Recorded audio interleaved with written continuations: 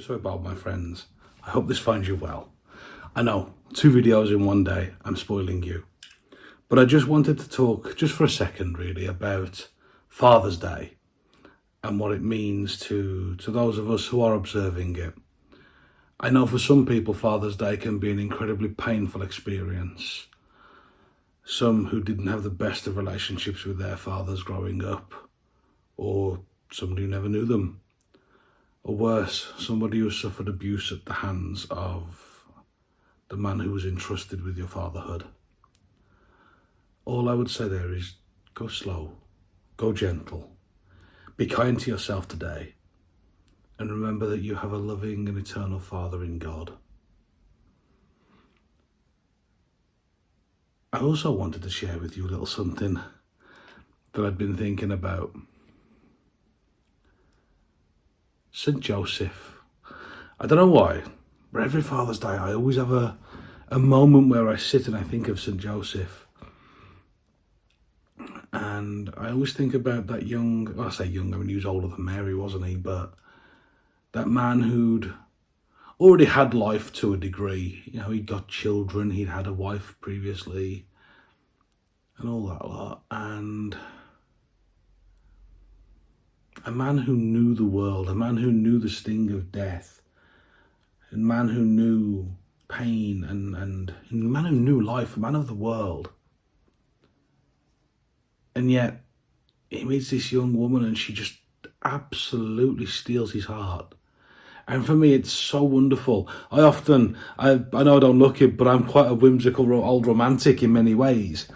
And I often put myself in St. Joseph's shoes there. That moment he sees Mary, imagine how he must have felt. His heart must have skipped a beat and he must have thought, wow. And then imagine his overjoy when she said yes, when he asked her to marry him. She was like, yeah, okay.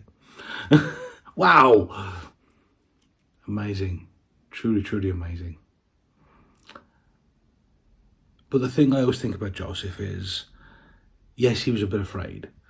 Yes, when Mary came to him and said, I'm pregnant and it's God's, he did what any of us would do and he ran. But he went back. That love he bore Mary and her unborn son, he went back. And I like to think about that because for me, Joseph gives encouragement because dads, gents, brothers watching this, we don't always get it right, do we? Come on, be honest. How many times do we mess it up as dads?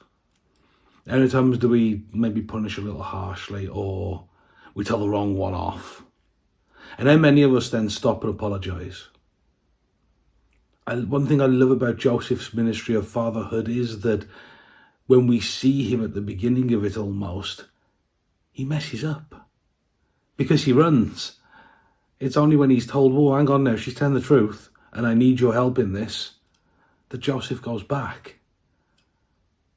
It's mad. But gents, there's something else I want to share with you.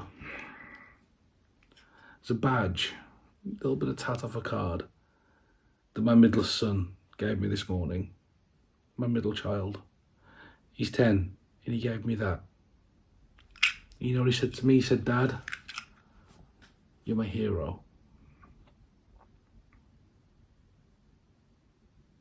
And there's moments like that stop you. There's moments like that you stop and you think, you know what?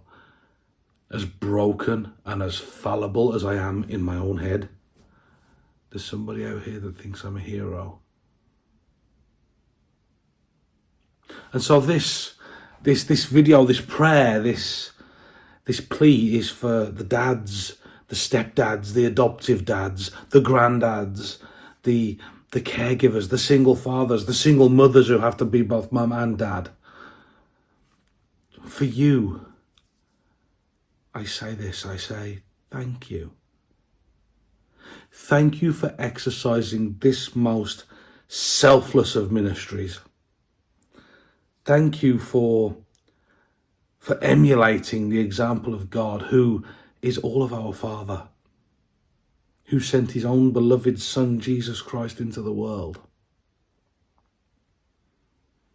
And all I can say there is, my brothers, my fellow fathers, thank you. Thank you so much. And don't worry when you get it wrong. Okay? Because it's never too late to put it right. It's never too late to say, I'm sorry, I'm fallible. Let's try and redo this. I know it's tough. Fatherhood can be a very lonely road sometimes. And I imagine sometimes that's how Joseph felt. And I can only imagine how God himself must feel sometimes looking at us. That love. And I think sometimes when he's looking at me, he's like, oh, not again. Not again. He's doing it again.